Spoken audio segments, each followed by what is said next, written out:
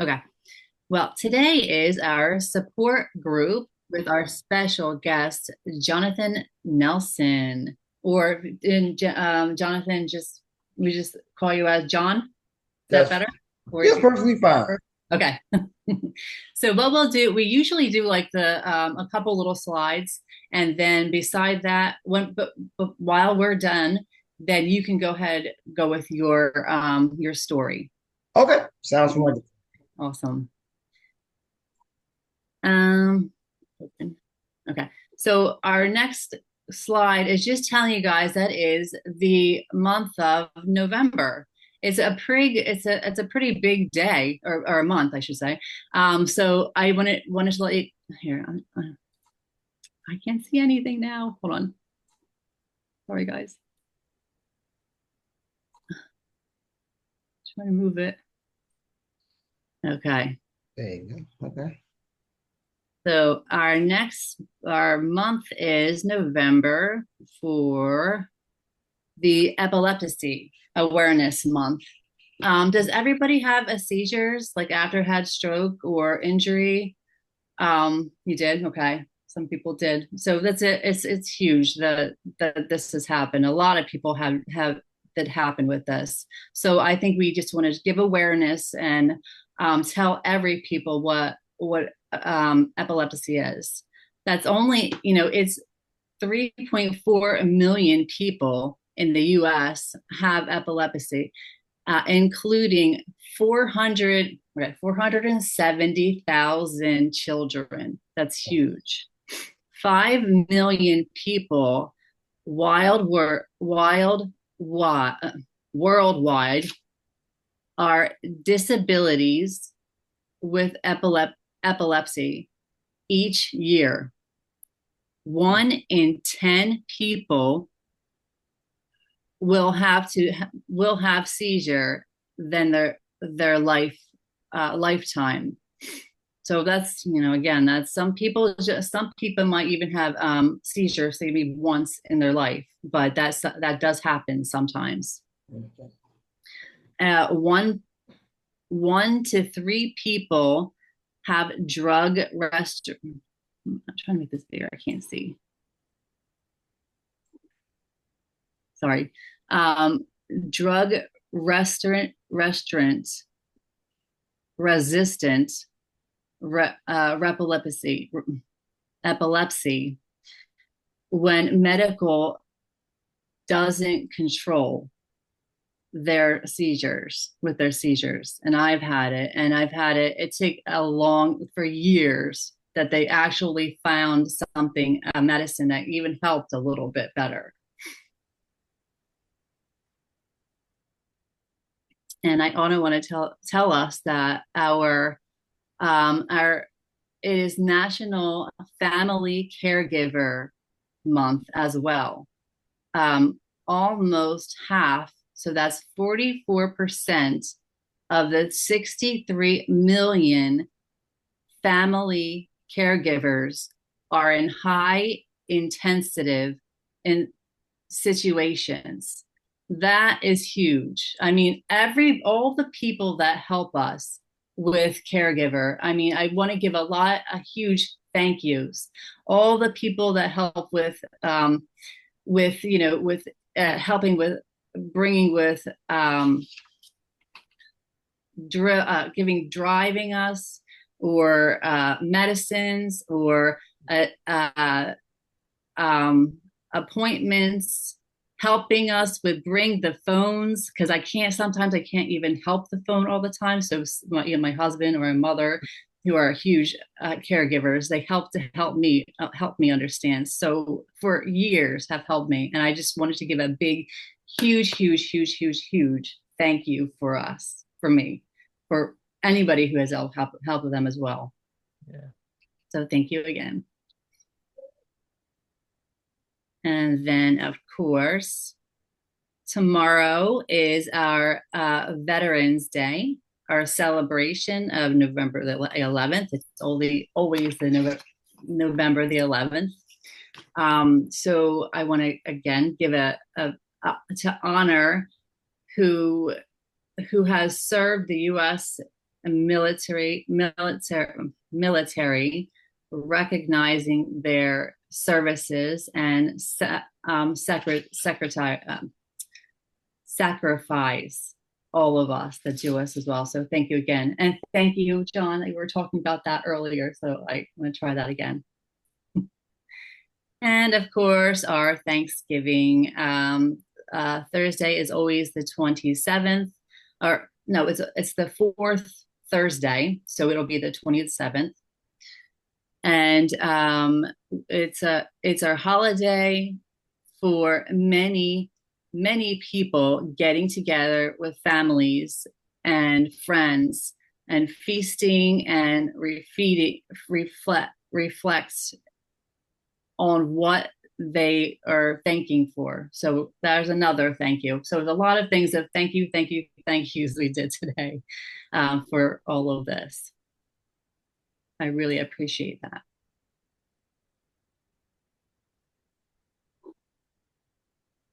Okay. Now, so do we have a new person? We all have the same. We all know of all of us, right?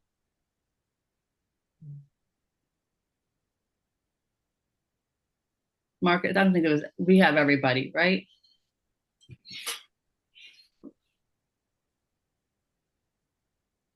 Yeah, I think everybody is.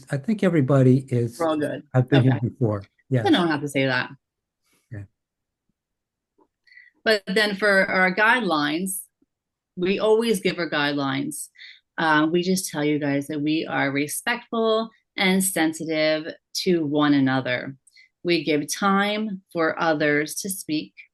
We aim to use aphasia-friendly communication. We ask all to mute your mic until speaking. We do we do not give medical advice. We do not promote political or religious discussions. And now it is all just for you, Jonathan. So I will take off the slides. And now it is time for you. Hello, everyone. Can you hear me? Yes. Yes. Well, as the introduction said before, my name is Jonathan Nelson. I know some of the faces here because I've seen you on other calls. So I do appreciate Mark and the group inviting me out to speak on this day, which is actually a special day for me. So I'm going to start out with a little quiz, but the people on the first row cannot answer because we already discussed this. So believe it or not, I am 250 years old today. I look good, don't I, for 250? Does anybody know why I'm 250 years old today? No. Any clues? Well, I'm 250 because the Marine Corps is 250 years old today. Okay. Well, We celebrated. We came together in Pennsylvania, actually, Tuntavern in 1775. So today we're celebrating the 250th anniversary. So I've lived 2 lifetimes already in this year. So I have the gray beard to attest to being 250 years old. Anyway, is anybody else on the call veteran, served at any point in time? yeah. Well, if you are, happy Veterans Day ahead of time. And if you know somebody in your family or have someone that's a veteran, please wish them a happy Veterans Day on tomorrow if you get a chance. So anyway, that's actually where my story is going to begin because the Marine Corps is probably where most of the lead up to me having a stroke kind of occurred. So a little backdrop on me. I joined the Marine Corps when I was straight out of high school. Did 20 years. And I will tell you, the basis of the military is, especially with the Marine Corps, is probably what you know or what you heard. It's high stress, a lot of moving parts, a lot of activities going on, a lot of stress at times, not a lot of sleep, and just really just when you're young, you think you're invincible, to a certain degree. So we do a lot of different things that we probably, as we get older, we should do. So um, that kind of stuff was kind of like the build up. So after I retired from the Marine Corps, it took me 10 years to find myself. And what I mean by that is the military was my identity. The Marine Corps is my identity. So when I came out to be a civilian, I was lost, really lost. I was so used to somebody telling me where I had to be, what I had to do, or me telling somebody to do this, that, and the other. When I got out, I didn't have that anymore. So I was kind of like in this rough spot for like 5, 6 years where I was doing different jobs, doing odd jobs and all that kind of stuff. That led up to stress. So all this is the build up. On top of that, I had 2 children that have a blood disorder called sickle cell disease. So dealing with that, and my son, who was the firstborn, he was really really going through it. So there's lots of days where I would be at work and I had to leave, go to the hospital, stay overnight, work from the hospital, all these other things that builds up to the stress. And then after that, both of my parents passed away, um, fairly young. So that builds up to put more stress on me. And by the way, now I'm still going 100 miles an hour outside of all this. I'm trying to deal with all this, compartmentalize it and just deal with it because that's what the Marine Corps taught me to do. Is compartmentalize everything, deal with it and move on to the next task. Well, how I came on my little stroke adventure was, um, like I said, my mentality was, you know, hey, deal with it. Don't worry about it.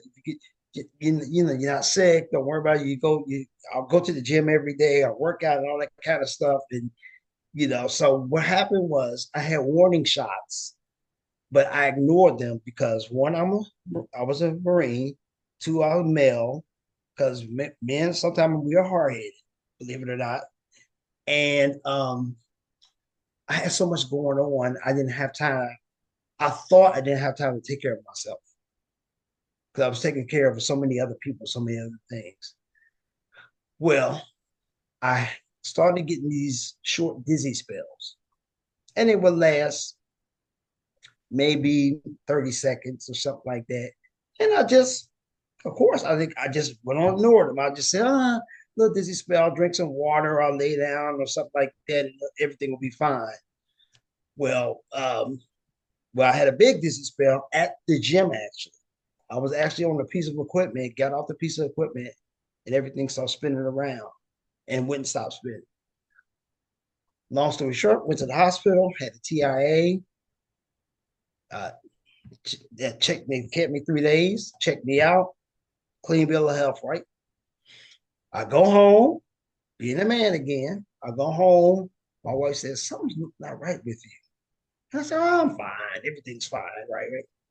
Being a man, taking off. And then all of a sudden, about 2 days after I get out of the hospital the first time, I'm getting up in the middle of the night I'll probably go to the bathroom or something like that. And I found myself walking to the right side of the room unintentionally.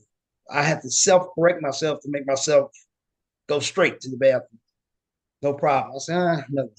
Well, when it really kicked in is when I went to go wash my hands and I couldn't lift my arm and my face started drooping and I lost my speech. That's when of course, we knew then that something was really going on. And that was October of 2022. Actually, on my daughter's birthday, believe it or not. And I was admitted to Pottstown Hospital. I was there for 9 days, and then I went to rehab for another uh, 9 days after that. Then I came home, and ever since then, I've been doing rehabilitation more so on the now. I'm at the point to the on the physical level more so than the like my speech and cognitive things of that nature, like the occupational therapy. I'm just really focusing on like the physical therapy because everything else I'm able to pretty much do on my own. I tell people all the time, especially men, don't ignore the signs. You know, we have a tendency sometimes because we're the head of the family, we want to be the rock. We ignore the signs. And by ignoring the signs, you end up in situations that are could be detrimental to you and your family. So I tell people all the time, don't ignore the signs. Now, my part with the aphasia, um, when I'm a very much a chatterbox. I've always been a chatterbox. So it's funny when I was in the hospital, I turned the TV on because I was in the room by myself, and I would watch this religious channel. Well, they had songs that would come on, but they had word scriptures with them. And I just would sit there and my eyes would follow the scriptures and I would just mumble them to myself. Let's just start talking. And then after about 2 or 3 days, the nurses came and said, "Who are you talking to?" I said, "No, I'm talking to the TV." I was subconsciously kind of making myself talk without even thinking about it. I just was reading it's just something that made me feel good at the time. So I was reading the TV every day.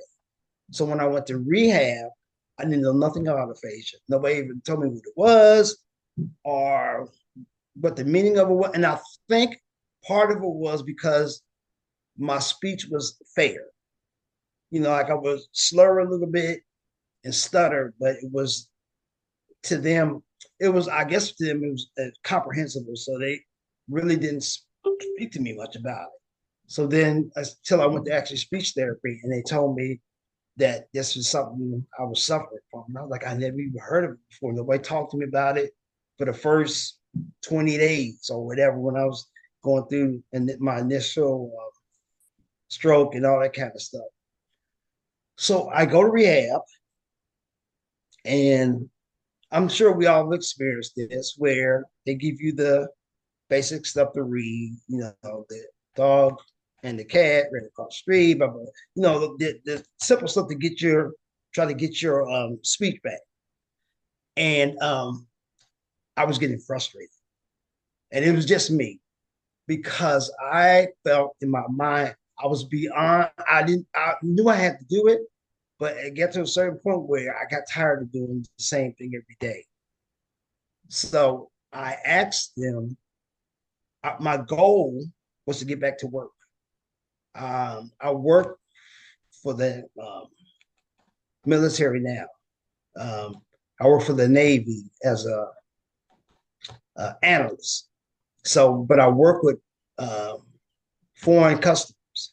So it's funny because when I'm talking, we intentionally have to slow down our speech on both ends so we can understand one another. So I kind of had I don't know what it was, I don't know, I forgot what she told me the word was, but I had the practice in already of talking slower already. But I told them my goal was to get back to work. So what I did in my case was I brought work to rehab. So instead of them, you know, giving me the sheets, I gave them the stuff that I wanted to practice because my end goal was to go back to work. So we correlated like that, and actually it helped bring up my spirits during rehab because I was actually feel like I was doing something that I wanted to do, and it was going to help me with my end goal was to which eventually was to get back to work, which I'm at now. And of course, that was a whole nother journey in of itself, with the driving and the working in the environment and noise and all that kind of stuff. But um, I was blessed because I had wonderful people working with me, and I was very honest with them, and they were very honest with me. I'll tell you now, I had to step down from the position I was in to go to another spot because I couldn't handle the stress of that position. And not only the stress, it was the hours too, because some of our customers had where it was nighttime here, maybe daytime there. So I had to adjust my schedule. Sometimes I would have to go to work at 2 o'clock in the morning. And some days I had to go to work at 8 o'clock in the morning. It depended on what the customers' activities they were doing at that time. So I had to pull myself away from all that and set myself on a steady schedule of coming in every day. So I've gotten through that. And now what I've done is I, um, I had I was, lack of a better word, epiphany while I was in the hospital. I was like, well, I'm able to do these things, and I wasn't aware of a lot of stroke things that happen. First, I thought they were older people that had strokes, someone who's not in great health, someone who smoked a lot, and all. So I had all those things built up on my mind. So when it happened to me, I was very shocked. Everybody around me was shocked. So what I decided to do from there is I started a stroke support group at my church. So that was one of the things that I think that came out of this that I need, and it's helped me so much. I tell anybody, all people all the time, find some form of support, whether it's through a group like this or a Facebook group, but give, not only be on the group, but give of yourself. Tell your story, because you never know who you might inspire. And also, it helps you, or has helped me with my rehabilitation as far as my mental makeup, because I'm able to share and kind of get out what happened to me, which helps me heal and hopefully help somebody else heal. So I've started a group, and we meet like once a month, and we do the same thing like this. And to some degree, we have speakers come on and they talk, share their story, and then we do like icebreakers and activities and things of that nature. So I've started the group, and of course, what I hope to do, or what I plan to do in the future, is just to expound on it, have more resources, have more speakers. Um, my eventual goal, because I am a person, a physical person. I just like to be out running and doing stuff like that. I want to have a stroke support. It'll be a walk, but it'll be I always come up with really innovative ways of doing things. So I want to make it a walk, but I want to make it where us as survivors have obstacles to maneuver around or through while we're walking. So I just don't want to make us a walk down the street. I want us to challenge. I always believe in challenging ourselves. So I want to make it something where we have to challenge ourselves while we're walking, and do something like that. So that's basically that's basically my story in a nutshell. Um, of course, I could talk to the cows come home, but nobody wants to hear that. I want to be if anyone had any like questions for me or anything like that. I know that this month even at the church I attend, we're having a national caregiver symposium where we're going to focus on the caregiver. So, the thing always, the caregiver sometimes is the forgotten cog, forgotten piece in this whole thing sometimes. And they think that, they want to, because they love you and care for you, they want to take care of you. But you can't take care of someone who's has a disability or something that if you don't take care of yourself. So we're focusing on the symposium is all about the caregiver. So speakers, we're gonna have experts come out and talk about different things. The 22nd of November, we're gonna have lawyers come out and talk about the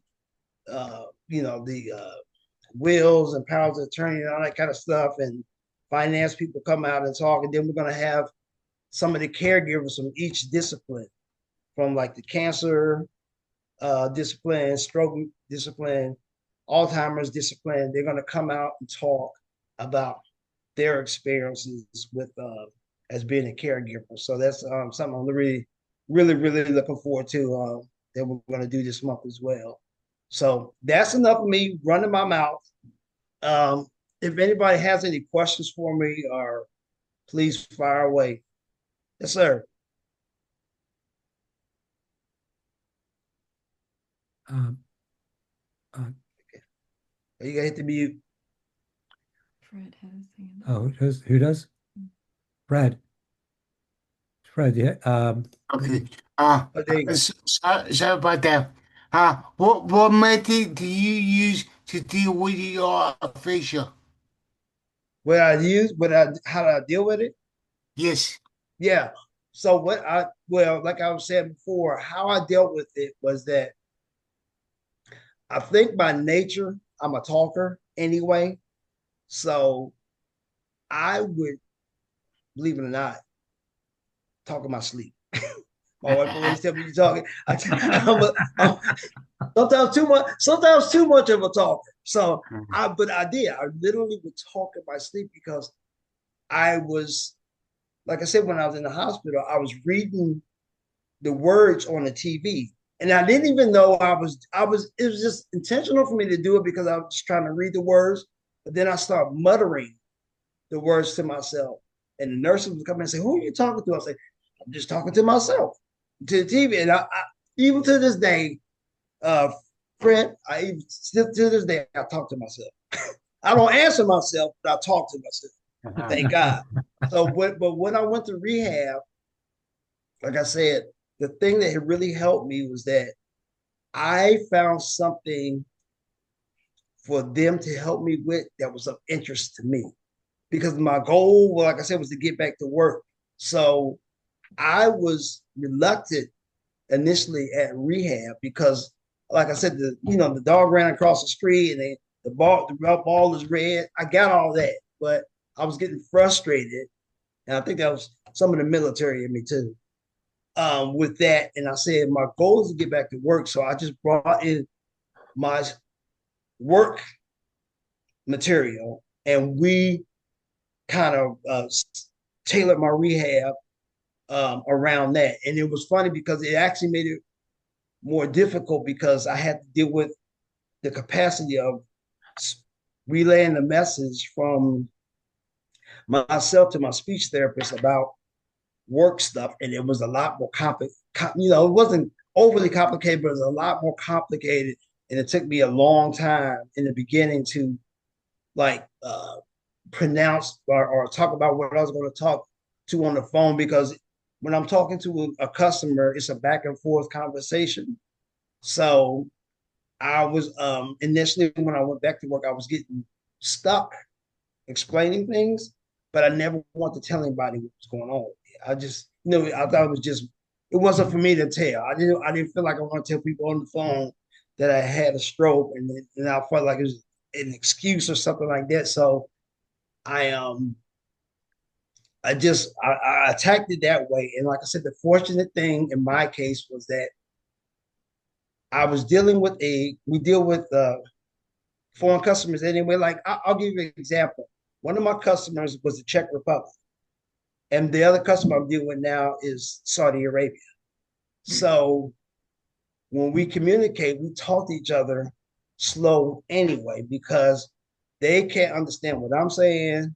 Sometimes I can't understand what they're saying. So we've learned to slow down, to talk and communicate, and even we'll use even Google Translator sometimes. If we can't really kind of figure out what's going on, we just use a Google Translator to convey our message. But that's really how I attack rehab with aphasia. Um, And I also It's a funny another thing. I don't know if anybody experienced this. I I can't sing, but I sing all the time now around the house. It drives my wife crazy. Trust me, because the voice is not the best voice in the world, but I have a tendency. I think that's really helped me. I think when I was, and it just started. As soon as I got home from the hospital, I started singing. I just would start singing these songs. My wife was like, "Why are you sing?" Some of the new stuff. Some of the new stuff that was happening. I was like, I don't know why I'm singing all the time because I can't sing.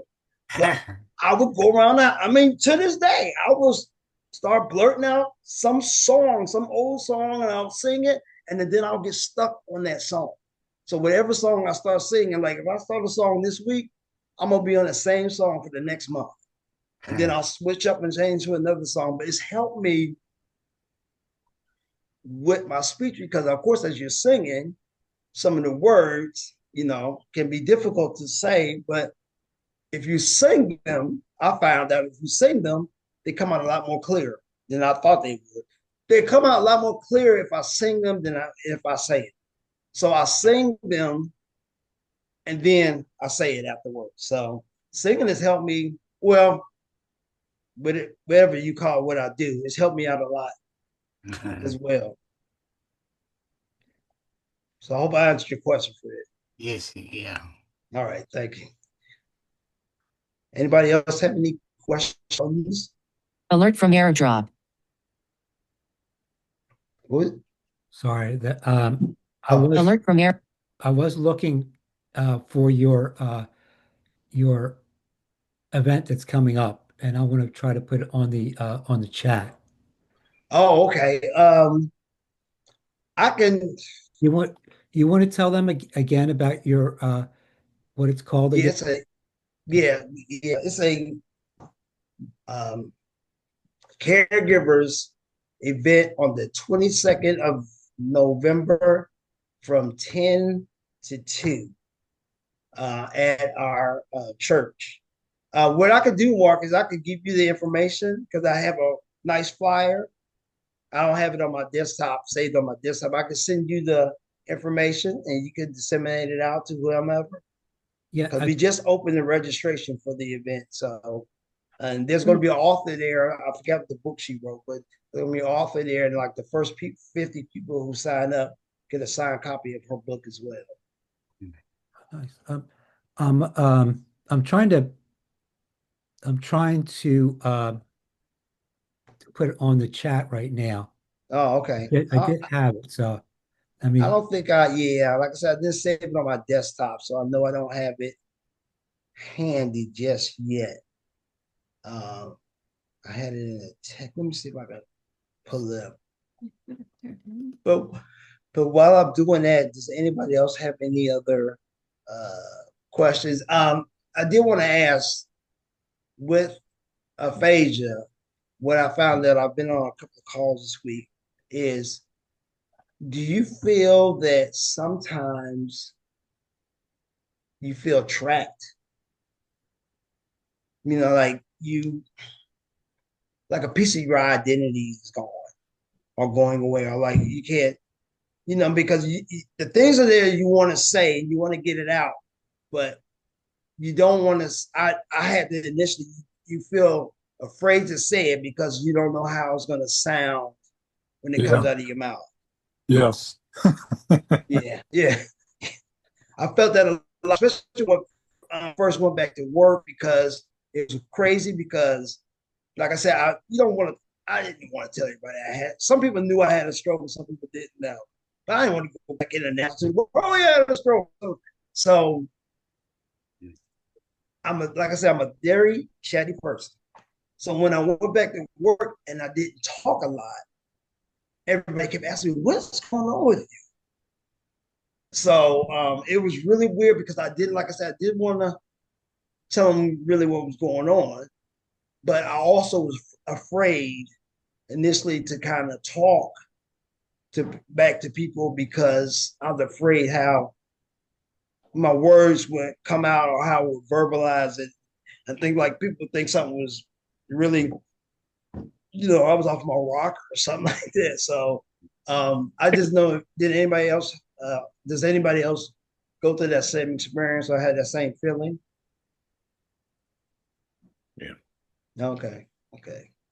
Yes, of course. I think if you think you're trapped, if we're Yeah. trapped, of course, and it's very frustrating, and you just want to just say it, but it's back, it's all in there, and it's just like I really what it is, but it just won't come. It just won't come out, and it's just yeah. I think a Yeah. lot of people that people have aphasia Yeah. feel that. And the other part that I feel too is like sometimes when you, especially in the evenings when I get tired, more tired, or if I didn't rest well the night before, when have something to say, if I have a hard time trying to say it, I actually lose the thought of what I was going to say. And then I get frustrated. I'm like, well, I was going to say, and then my wife will say, she'll ask me like, well, slow down. And then I'll try to slow down. I still can't figure out what I want to say. And then I'll just like, I kind of throw my hands up a little bit. So I don't know if anybody want to, same thing. All those are a part of it. And, um, when you get into conversations, like, especially now, I've gotten a little bit more comfortable with having longer conversations with folks at times. I will, like, after about 5 minutes, start to struggle a little bit to kind of keep up with the conversation, depending on who's in the room and what the conversation is about. And then I get quiet because I just like, okay, it's time for me to just zip it up, because I just seem like I can't keep up with the conversation, so to speak. Right. So, and I, I, like I said, I work through those things because I work through them. I think my job has helped me a lot because now everybody kind of knows. Everybody, I've been back to work 2 years, so everybody kind of knows what was happening, what was going on, and I just told everybody to treat me as normal because I am normal. So just if you have something to ask me or a conversation that goes on, come over and ask me. I say it may take me a second to get the answer to you, or I'll type it on the laptop and send you an email. But don't be afraid to come and ask me a question because like I said, when I first went back to work, I was really quiet. So I think I kind of put a guard up, push people away. But now I told them, I say I'm through that phase. I'm back to my old self. So please engage me in conversation because it really helps me a lot. When I'm at work, because when I get home from work, my wife works so late. It's me and the cats, and the cats don't have much to say to me except for feed me. That's about all they're going to say. So, but like that, I mean that's my story in a nutshell. That's how I'm dealing with the aphasia. Like I said, verbal practice, practice, practice. Verbal comment. Like I said, I'm a talker anyway. So my practice is just gonna be me running my mouth. I just this thing never turns off. Sometimes sometimes the joke in my house is sometimes my wife comes to my back and lifts up my shirt and say, "Where is the batteries? I want to take the batteries out and turn this thing off." She says, "You gotta have an off switch somewhere." And I said, "It doesn't, honey. I'm sorry. It doesn't have an off switch." So that's one of the running joke. And the other thing that's helped me a lot through all of it is my house is very light.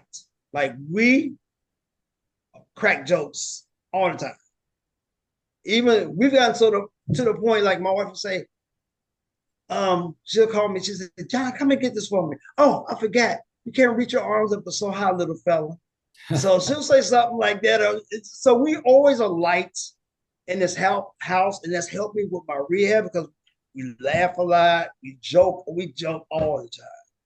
And I just, it feels good to come home to an environment where you know that this is your safe space and you can be relaxed and kind of like put your guard down a little bit.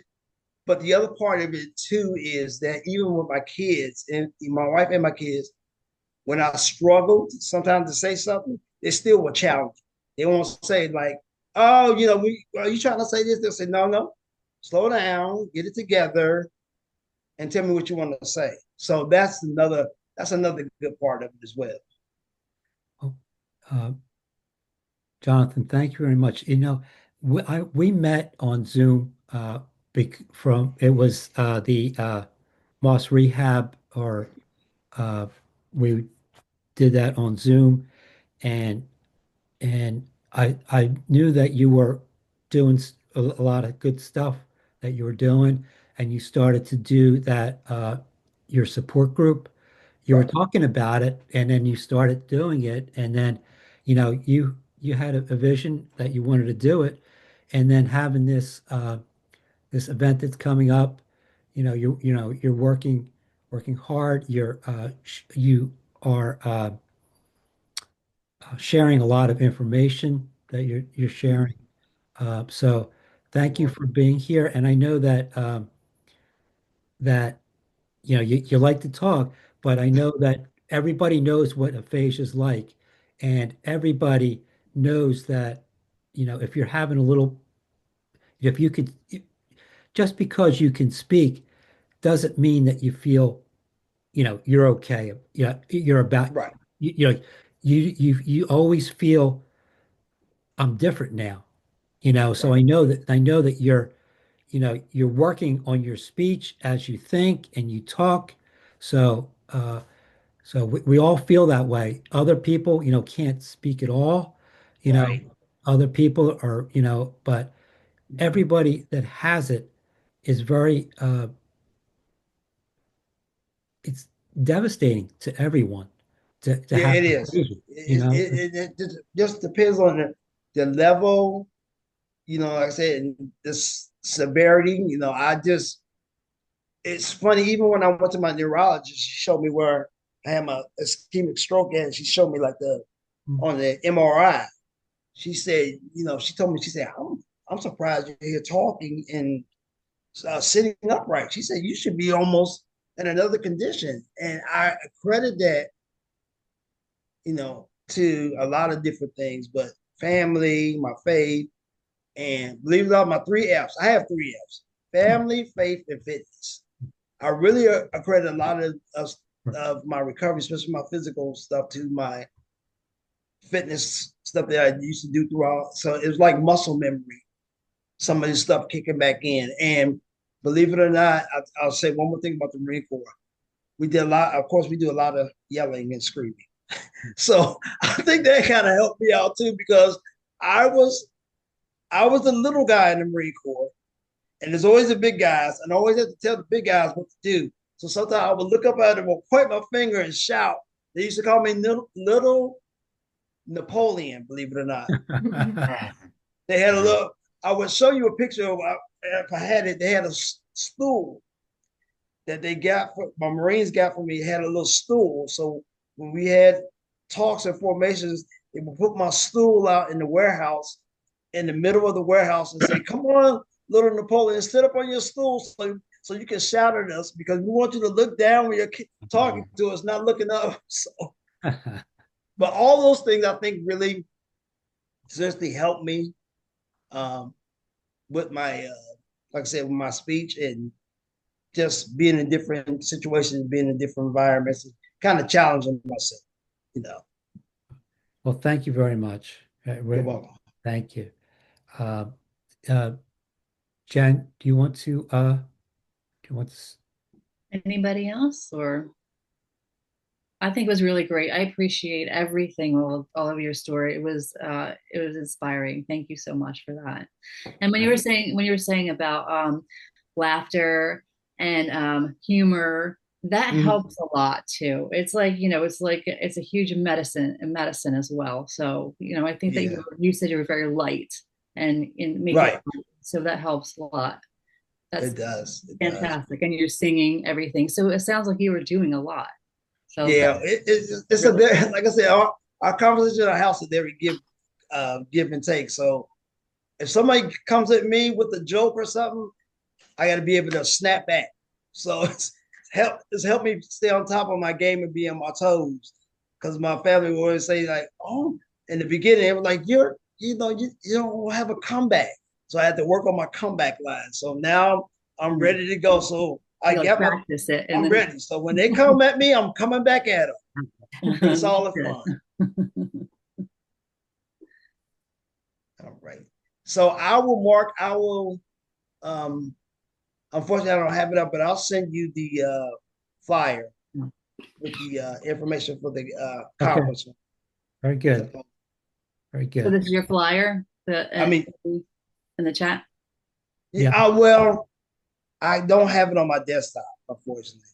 And I don't have it. So yeah, I had it on my, let me see if I can pull it up right quick. Give me 1 second. Mark, is this the one that you just sent? The Is, is that the one on the chat, purple? Jonathan? Oh yeah, the purple. Yep, that's it. That's it? Okay. That's it. Okay. Yep. Thank you, Mark. Appreciate that. Because it's one of the things I sent you, right? Yes. Yeah, okay. That's it. Yep. Great. That's all for you guys to see that. Yeah. Thank you again for everything. No problem. I know you all are Eagles fans, so I know. watch the game. Then you can practice your aphasia on your aphasia now, screaming at the TV. When the Eagles do something bad, you can scream at the TV and say, "What are you doing?" So he said, you always get good practice in. You just got to find the situation. That's a great idea. Yeah. Well, I appreciate everyone being on the call. Thank you all for being here. I hope something I said, inspires you in some kind of way, or you got something out of it. And have a good evening. It was very good. Thank you. And Thank we you. have What's that? Thanks. Thank Oh, you're you. welcome.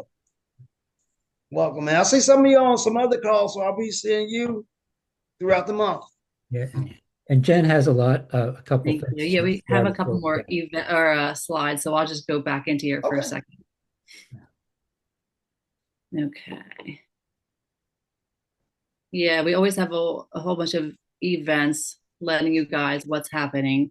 So our November the 24th is our next group for MAAC is our conversation group. So our conversation group is always, well, we don't really have anything right yet, but we'll make sure you guys know what it's about.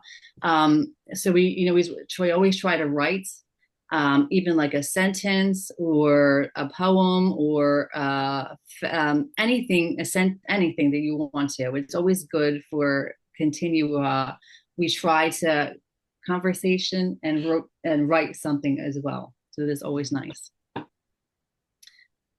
So December, our events are, I'm sorry, I can't see half of the whole thing. Sorry. So our next support group is with our special guest, Sandy Stein, and she's an SLP. So this is going to be Monday, December the 8th at 7 p.m. Sorry. And this is, you're very, very, she's exciting. She's enthusiast,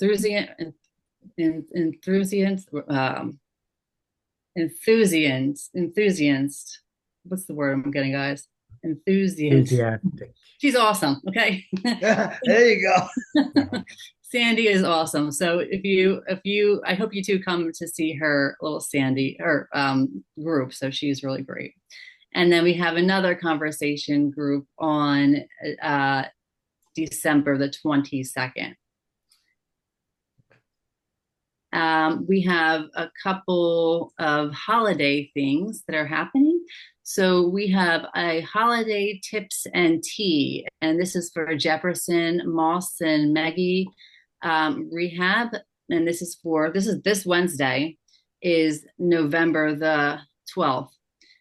In person, it has to be RSP, and it's 1:30 to 2:45.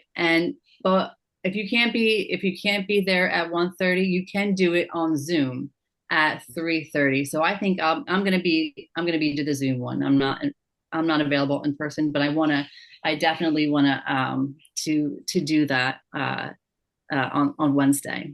So that might be nice. And we have this one is called it's called Good Gifts for Stroke Survivors, and this is in Mont Montgomery Country Stroke Association, and this is on Monday, November 24th. It's from 2 to 3, and it is a Zoom meeting, and they're also giving gifts. So I can't show you. Okay. They Mark, maybe if you can tell everybody tell them about these more information, because they have to give the reset. Here, try to make it bigger for you guys. Okay. They have a register and the meeting. So they definitely all the information, and it's called the gifts. But it looks like they will do a meeting, and you will definitely get a free gift as well. So it might be a assistive device for hand rehab, device for improved mobility, speak and language aids or brain games as well, kitchen gadgets, bathroom safety equipment, adaptive clothing, supportive for no cost, hands-on assistance. So it might be nice to see all this. This support group is down in Maryland.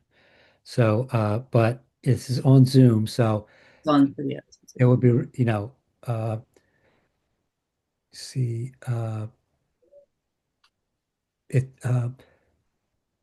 Janet, she does this for the stroke support group, but she also does one for an aphasia one, and she does that twice a month.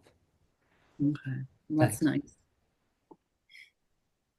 And there's also another event, and this one is for University of Delaware, and hosting for aphasia retreats. And this one is from December the 1st, from NA 9 to 12.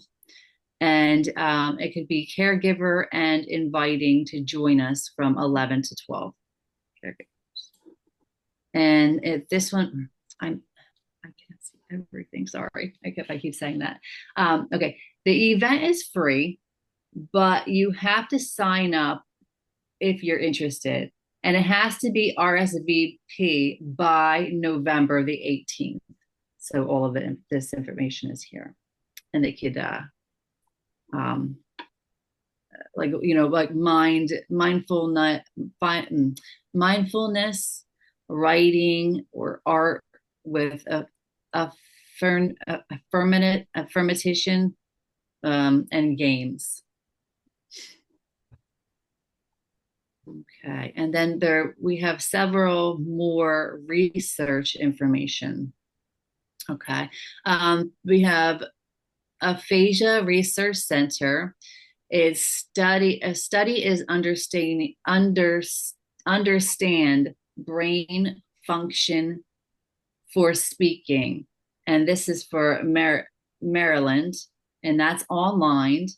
And they were asking you to get for speak and listen to words and sentences, and that'll be about 2 to 3 sessions, so totally 4 to 6 hours, and that's $20 an hour. So that might be nice. And there is another research. This one, another, of course, aphasia. Do you want to be a study about sentence progressing? We want to know how different ways to practicing sentences are affected by aphasia. So this one will be 2 to 3 sessions, so about 4 hours total. And this is $10 per hour, and it's in Penn State as well. And I believe that is also in person as well. I mean, a Zoom in person. Yes. There is another one, is another opportunity is, okay. This one is from Newcastle University. So this one's in England, but I think it is also in it's on Zoom as well. So obviously you can't go all the way to another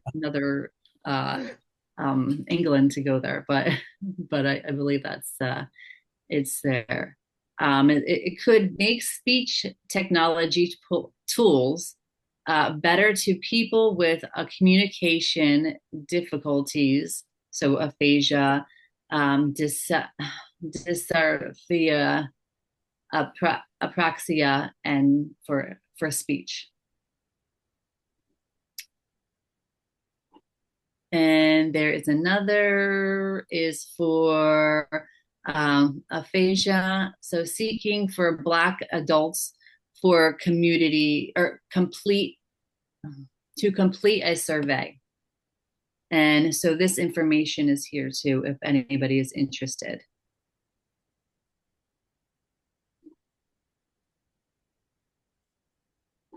And here's another research, and this one was also for Penn State. And this one is, I think this is one that maybe Denise, she actually did do this one, and she said it was pretty good. So they're giving answer questions about yourself and make decisions about words you can hear, something you can hear better. Okay. And then more information here if anybody's interested. And here's another one. This one's for stroke survivors for language study. This one is in person or online. And this one is from University of South Carolina. And this one is actual $40 for a gift card, if anybody's interested. And sorry, here's the last one. This is the last one is to help improve stroke recovery, restore speech, swallowing, and movement. And this one is from University of Pittsburgh. And all of the information is here if anybody is interested for all of that.